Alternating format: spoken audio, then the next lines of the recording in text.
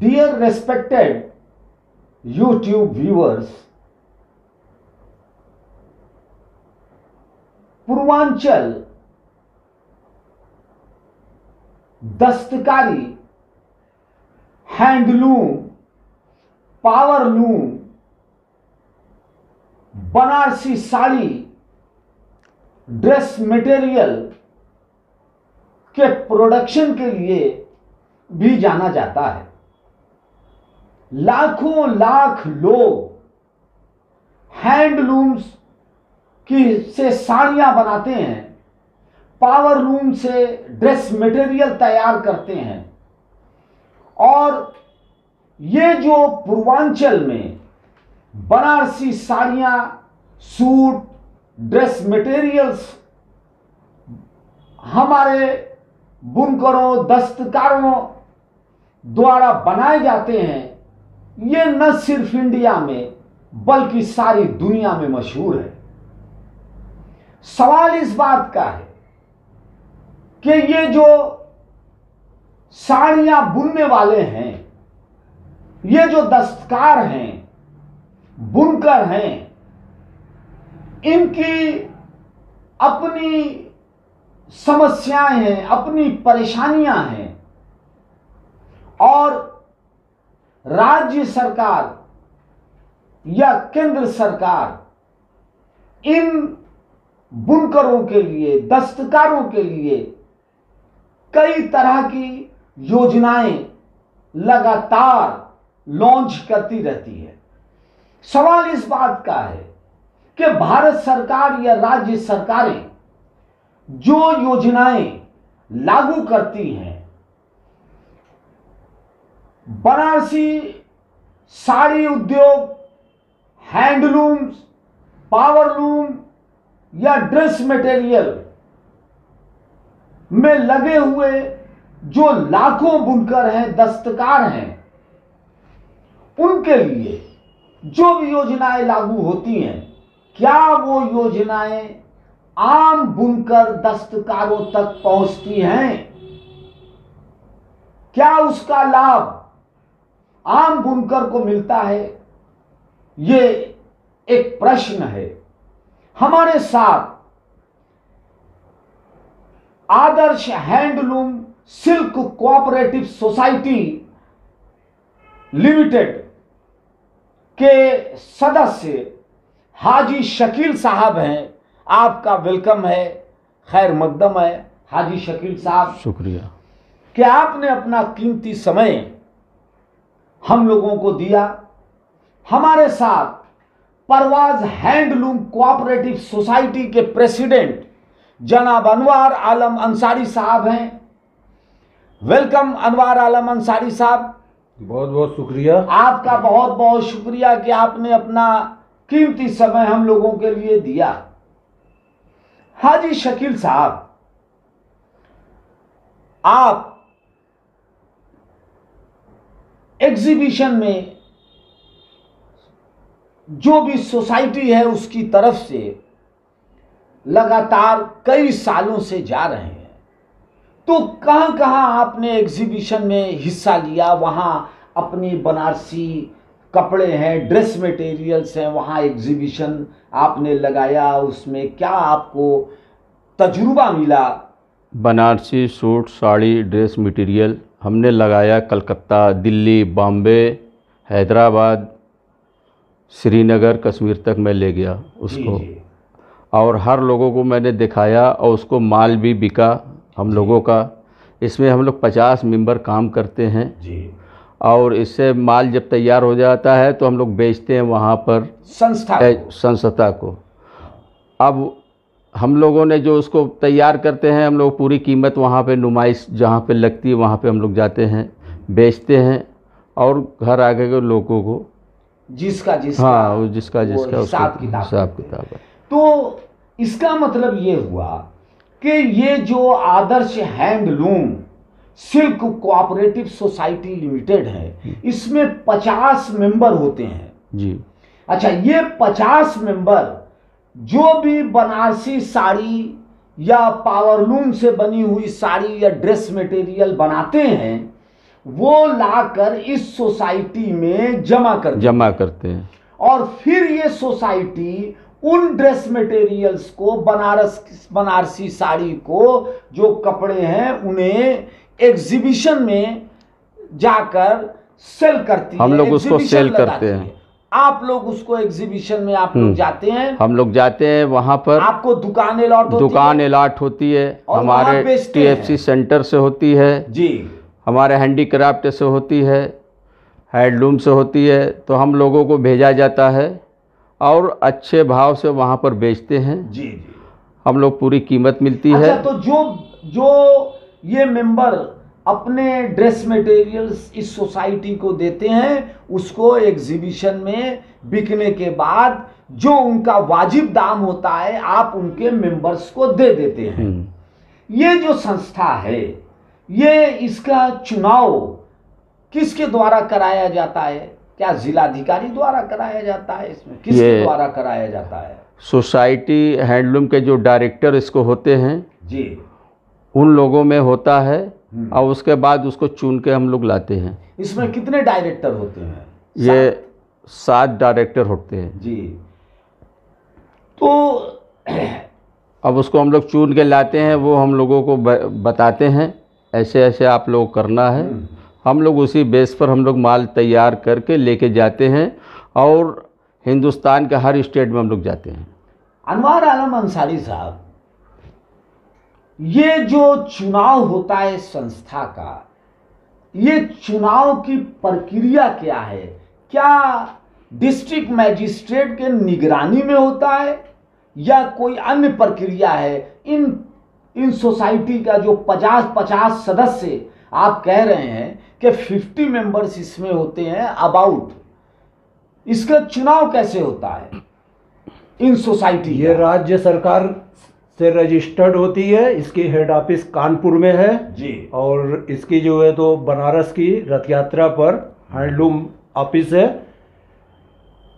तो इसमें 7 डायरेक्टर होते हैं और इसका जो है चुनाव DM द्वारा होता है। तो 1000 रुपया रथ यात्रा ADI हैंडलूम में फीस जमा करनी पड़ती है, उसकी बाकायदा आपको स्लिप मिलती है। उसके बाद तो DM के यहाँ से एक लेटर आता है, तो वो तो अब वहाँ लाहतारा के पास जिला उद्योग केंद्र है, तो अब वो DM साहब के ऊपर निर्भर करता है। वो अधिकारी नियुक्त कर देंगे, आपको लेटर द्वारा सूचित कर देंगे। फिर अधिकारी से आप मिलिए, अधिकारी आपको खुद फ़ोन करेगा। तो जिस दिन आपकी डेट रहेगी, 2 दिन की डेट होती है। एक दिन डेट, जिस दिन पहली डेट रहेगी उस दिन उसके जो है तो चुनाव की पूरी प्रतिक्रिया को वो अधिकारी आके देख के वो करेगा। उसके बाद सारे मेंबर को कि ये जो संस्था है, इसका जो चुनाव होता है, जो मेंबर्स हैं 50 मेंबर्स आपने बताया, ये डेमोक्रेटिक तरीके से इसका चुनाव होता है, जमहूरियत से। एकदम जो है तो सारे मेंबर जो है तो एलेबल होते हैं और उसमें 6 और 7 जो है डायरेक्टर चुना जाता है। ट्रांसपेरेंट होता है, पारदर्शिता, एकदम पारदर्शी, एकदम निष्पक्ष चुनाव होता है। अनवर आलम अंसारी साहब, क्या आप ये बताएंगे कि ये जो Adarsh handloom silk cooperative society limited है, क्या इसका फायदा आम बुनकर दस्तकारों को हुआ, क्या हो रहा है? इसका कोई फायदा हो रहा है? बिल्कुल फायदा हो रहा है। एक संस्था है, उसमें 50 जो है तो मेंबर है। अब उस संस्था का जो है तो डायरेक्टर जो है वो सारे मेंबरों को ताना बाना, जरी, मजदूरी सब अवेलेबल करा रहा है। वीवर्स को ये करना है कि माल तैयार के ला के संस्था के ऑफिस में जमा कर दिए। अब संस्था के डायरेक्टर भारत सरकार की तरफ से आता है, लखनऊ में, कानपुर में, दिल्ली में, पंजाब में, हरियाणा में, जम्मू में। भारत सरकार जो है अपने स्तर से एग्जीबिशन लगवाती है, तो वहाँ संस्था के डायरेक्टर को जो है तो बाकायदा लेटर उनको जो है तो स्टॉल मिलता है। आपका मतलब कि इससे फायदा दस्तकारों को, बुनकरों को होता है। बिल्कुल फायदा होता है। ये जो TFC सेंटर लालपुर वाराणसी में बना है हाजी शकील साहब, जी, तो क्या भारत सरकार बुनकरों को सब्सिडी वगैरह कुछ देती है? जी, क्या ये वहाँ पर दोनों ऑफिस है। एक तो हैंडीक्राफ्ट की ऑफिस है जी, और ODOP one district one product की ऑफिस है। वहाँ से लोगों को लाभ मिलता है और दुकानें भी अलाट करते हैं वहाँ से, और परमानेंट भी दुकान लगी हुई है। उसके बाद महीने 2 महीने में ये बराबर टाइम दे दे के माल वहाँ से मंगा के और स्टॉल लगा के बेचवाते हैं। तो ये तो बहुत ही अच्छा आइडिया है। हाँ, अब ये हम लोगों में ये, हाँ, तो इससे जो डिस्ट्रिक्ट में जो कला है, जो ट्रेडिशनल लोगों के कल्चर हैं, जो वीवर्स हैं, पॉटर्स हैं, और जिस भी तरह के दस्तकार हैं, वो अपनी अपनी कला का मुजाहिरा करते हैं। और इससे ये भी होता है कि इंकरेजमेंट होता है। जो हमारा जो ड्रेस मटेरियल है, डिज़ाइन है, ये हमारी पूरे दुनिया में मशहूर है। ये जीवित रहती है। ये जीवित है। मीनाकारी का काम, उसमें सारा काम होता है। सारा काम होता है, सारा काम होता है। दस्तकारी, कढ़ाई, बुनकारी, और भी जो छोटे छोटे जो कार्य हैं वो सब होते हैं। अनवर आलम अंसारी साहब, ये भारत सरकार या राज्य सरकार बुनकरों, दस्तकारों के लिए इस बात से देखिए इनकार नहीं किया जा सकता कि हमारे पूर्वांचल में बनारस से लेके गोरखपुर तक, पूरा मऊ, आजमगढ़, देवरिया तक और गोरखपुर तक लाखों बुनकर हैं जो हैंडलूम, पावरलूम सेक्टर से जुड़े हुए हैं, सिल्क्स उद्योग से जुड़े हुए हैं, साथ ही साथ साड़ियाँ, सूट, ड्रेस मटेरियल्स खरीदते हैं, बेचते हैं, और एक्सपोर्ट भी होता है। जो गद्दीदार हैं, बड़े बड़े बिजनेसमैन हैं, वो दुनिया में एक्सपोर्ट करते हैं। क्या भारत सरकार या राज्य सरकार इसको इनकरेज कर रही है? क्या किसी तरह की कोई योजना लाभप्रद, क्या इस तरह की कोई भी योजना लाभप्रद तरीके की क्या आम बुनकरों के लिए, दस्तकारों के लिए है? क्या इस पे कुछ मजीद रोशनी आप डालेंगे? वकील साहब, आप बनारस के इतने बड़े वकील हैं और बनारस की एक एक मानिंद शख्सियत से आप जो है तो वाकिफ़ हैं। आपको बहुत सारी बातें और बुनकरों की सारे समस्या और उनकी तकलीफ परेशानी से आप पूरी तरह से एकदम। आलम साहब, मैं ये जानना चाहता हूँ क्या क्या योजनाएं हैं? अभी देखिए, भारत सरकार पूरी कोशिश करती रहती है। अभी 5 तारीख को जी गवर्नमेंट ऑफ इंडिया की तरफ से DLW में जो है एग्जीबिशन लगा हुआ है। उसने, भारत सरकार का ये आदेश है कि DLW के जितने भी कर्मचारी हैं, सब सारे के सारे लोग खादी जो है एकदम कंपल्सरी उनको पहनना है। तो खादी ग्राम उद्योग की तरफ से 5 तारीख से लेकर 14 तारीख तक का एग्जीबिशन वहाँ लगा हुआ है। और उसके बाद ये बुनकर स्वास्थ्य बीमा योजना, ये जो आपने बताया, बुनकरों के लिए योजना स्कीम जो है भारत सरकार की तरफ से बुनकरों के लिए तमाम योजनाएं चलती रहती हैं। किसी योजना के बारे में, बुनकर क्या योजनाएं हैं? बुनकर स्वास्थ्य बीमा योजना के नाम से एक स्कीम है। उसमें एक कार्ड बनता है 4 फैमिली का, उसमें जो है मियाँ बीबी और 2 बच्चे होते हैं। अब उसमें किसी को भी कोई तकलीफ, कोई परेशानी या कोई बड़ी बीमारी आ जाती है तो उसका जो है इलाज उसी कार्ड द्वारा किया जाता है।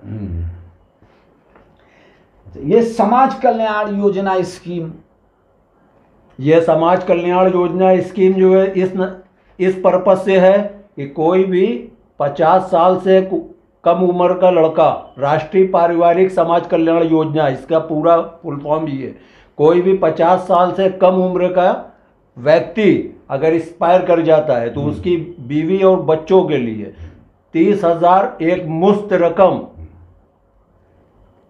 भारत सरकार देती है।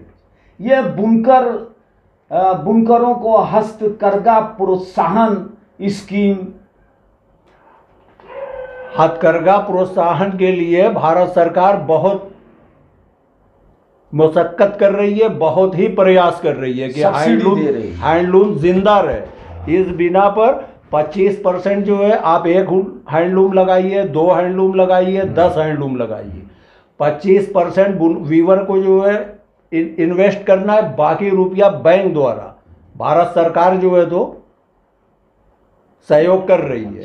ये प्रधानमंत्री मुद्रा योजना स्कीम जो है, इसका क्या फायदा बुनकरों को मिल रहा है, दस्तकारों को मिल रहा है? अभी अभी जो है तो 10 दिन हो रहे हैं, ऑफिस से जो है फोन आया था जी कि हर मोहल्ले में, हर इलाके में, क्योंकि वो रथ यात्रा पर जो एडीआई हैंडलूम है वहाँ हर मोहल्ले के, जमालुद्दीनपुरा, रसूलपुरा, काजीपुरा, हर इलाके के सुपरवाइजर इंस्पेक्टर अलग अलग होते हैं। तो हमारे इलाके के सुपरवाइजर इंस्पेक्टर हमको फ़ोन किए, हर मोहल्ले में कैंप लग रहा है और प्रधानमंत्री मुद्रा योजना के नाम से एक जो है लोन की स्कीम है। तो वो अधिकारी बता रहे थे कि जिसके पास 2 पावर लूम है उसको 1 लाख रुपया लोन एलेबल होगा, और जिसके पास 4 पावर लूम है उसको 2 लाख रुपया। हाजी शकील साहब जी, आपने तो इंडिया के कई स्टेट्स में एग्जीबिशन किया है और अलग अलग राज्यों में आपने जाकर वहाँ के कल्चर, वहाँ के ट्रेडिशन, वहाँ के रहन सहन को आपने देखा है। शकील साहब, आप जमीन से जुड़े हुए आदमी हैं,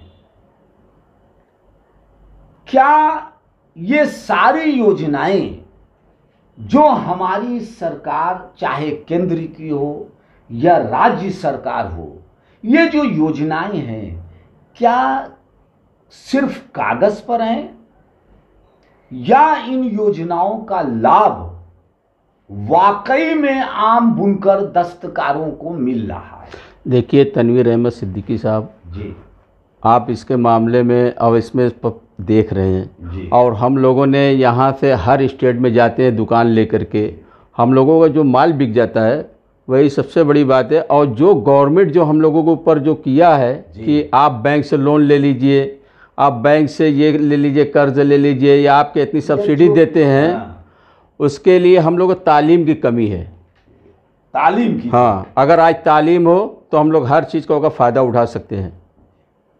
बहुत अच्छी बात हाजी शकील साहब आपने कही कि जो योजनाएं भारत सरकार या राज्य सरकार आम लोगों के लिए, बुनकरों के लिए, दस्तकारों के लिए, लघु उद्योगों के लिए, स्मॉल स्केल इंडस्ट्री के लिए जो देती है, वो एक्चुअली में हमारे समाज में तालीम की कमी होने के वजह से उन योजनाओं का लाभ जो समाज के अंतिम पायदान पर जो लोग हैं, जो हाशिए पर हैं, वो नहीं उठा पा रहे हैं। इसमें कमी है और इसकी वजह यह है कि उनमें तालीम की कमी, बहुत ज़्यादा तालीम, अवेयरनेस की कमी है। वो इतने जागरूक नहीं है, उनको इतनी मालूमात नहीं है कि इस तरह की योजनाएं हैं।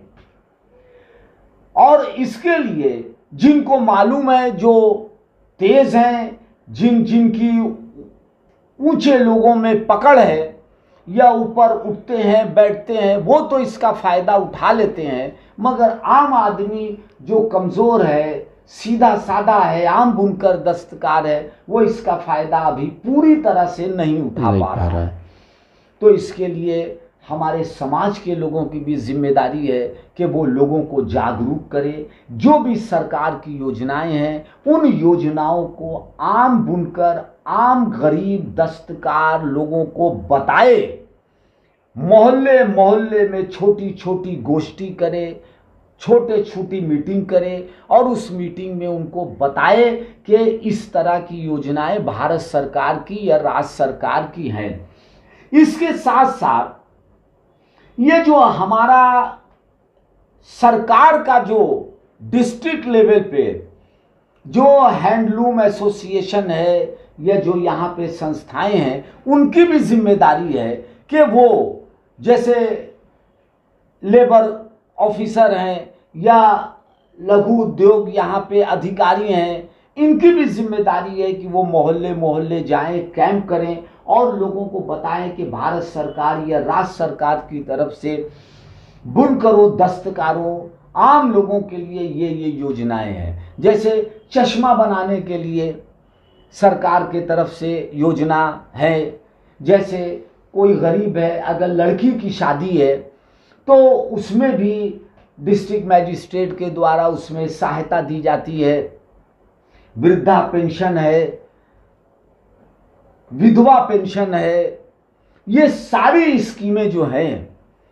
स्कूल में बच्चों को स्कॉलरशिप है, लड़कियों के पढ़ाई के लिए गवर्नमेंट की तरफ से जो योजनाएं हैं, ये किताब है, कापी है, इन सब में जो फैसिलिटीज सरकार की तरफ से है, ये सारी योजनाओं को ये डिस्ट्रिक्ट लेवल पे जो अधिकारी हैं, कंसर्न्ड ऑफिसर्स हैं, उनकी भी जिम्मेदारी है। और साथ साथ जो हमारे दानिश्वर जमात के जो लोग हैं, सोसाइटी के जिम्मेदार लोग हैं, उनकी भी जिम्मेदारी है कि वो पब्लिक तक जाएं, मोहल्ले मोहल्ले में जाएं और लोगों को बताएं। और इसका इश्तिहार भी पब्लिक में किया जाए, अखबारों के जरिए, चैनल्स के जरिए, सिटी न्यूज़ चैनल्स के जरिए, ताकि सारे लोगों को पता चले कि भारत सरकार या राज्य सरकार की तरफ से आम लोगों के लिए ये योजनाएं हैं, ताकि ज़्यादा से ज़्यादा लोग इसका फ़ायदा उठा सकें। अक्सर इस बात की रिपोर्ट आती है कि जो रुपए भारत सरकार या राज्य सरकार के द्वारा विभिन्न योजनाओं में अलॉट किए जाते हैं, वो पूरी तरह खर्चा भी नहीं हो पाता, वो एक्सपेंस भी नहीं हो पाता और वो बाद में फाइनेंशियल ईयर में वो बाद में वापस कर दिया जाता है। ये बहुत बड़ी कमी है कि वो रुपयों को वाजिब तौर पर खर्चा नहीं किया जाता और वो वापस कर दिया जाता है। ये बड़ी नाकामी है और इसके लिए उन अधिकारियों को भी जिम्मेदार ठहराया जाए जो कि उन रुपयों को वाजिब तरीके से उन योजनाओं में खर्च नहीं कर पाते, उनको भी लायबल किया जाए। हाजी शकील साहब, ये जो समाज में जी बहुत तेजी से ऐसा लग रहा है कि बदलाव आ रहा है। देखिए तनवीर अहमद सिद्दीकी साहब, ये बात आपकी सच है कि बदलाव तो पहले से बहुत आ गया, आ रहा है। अब एक नया भारत, अब ये नया इंडिया, सेंट्रल गवर्नमेंट है 35% जो छूट रखा है हम लोगों के ऊपर। जी जी, आप इतना लोन लीजिए, 35% मैं छूट कर रहा हूँ इनके लिए। यूपी गवर्नमेंट है, ये 25% कर रही है। ठीक, अब यहाँ के जो ऑफिस के हैं अधिकारी साहब, उनकी जिम्मेदारी है समझाना और बताना, लोगों को बताना। अब वो उतना देख नहीं पा रहे हैं, इसलिए वो परेशानी हो रही है। अगर ये बता दें, सारे जो शिल्पी कार्ड वाले हैं उनके लिए वो बता दें तो इसके लिए आसान हो जाएगा। और ख़ास तौर से हम लोग को तालीम की बहुत कमी है। देखिए, तालीम के बारे में आपने कहा तो हमारे पूरे उत्तरी में तालीम के बारे में आपने जोर देकर कई बार कहा, तो हमारे पूरे वाराणसी उत्तरी में एक भी कॉलेज ग्रेजुएट तक या पोस्ट ग्रेजुएट तक उत्तरी में नहीं है। चौका घाट से आप चलें अगर, तो चौका घाट से होते हुए काजीपुरा, बड़ी बाजार, कमालपुरा होते हुए आप छोरा, पीली कोठी तक चले जाइए और गोलगड्डा से भदोई चुंगी तक चले जाइए, एक भी कॉलेज या पोस्ट ग्रेजुएट कॉलेज सरकार का नहीं है। तो आप क्या समझते हैं कि ये जरूरी है?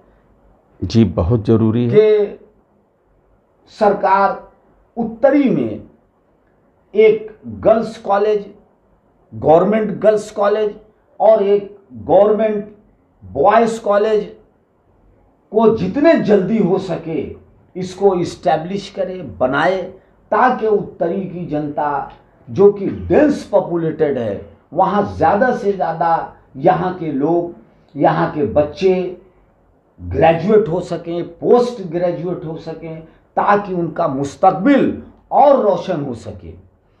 हमारे उत्तरी में एक नेशनल इंटर कॉलेज है जो प्राइवेट है, प्राइवेट संस्था चलाती है, और दूसरा क्वींस कॉलेज है। उसके बाद हरिश्चंद्र इंटर कॉलेज है, और फिर हरिश्चंद्र मैदागिन में हरिश्चंद्र पोस्ट ग्रेजुएट और लॉ ग्रेजुएट लॉ कॉलेज है। मगर इधर शहर उत्तरी में नहीं, शहर उत्तरी में इधर इसकी कमी है, और भी कॉलेज होने चाहिए, और कम से कम एक यूनिवर्सिटी तो होना बहुत ही जरूरी है। इसके लिए तो बहुत जरूरी है, एक यूनिवर्सिटी तो होना बहुत जरूरी है सरकारी, जिसमें यहाँ पे लड़के अलग अलग कोर्स अपने स्किल के हिसाब से अपने वो कर सकें।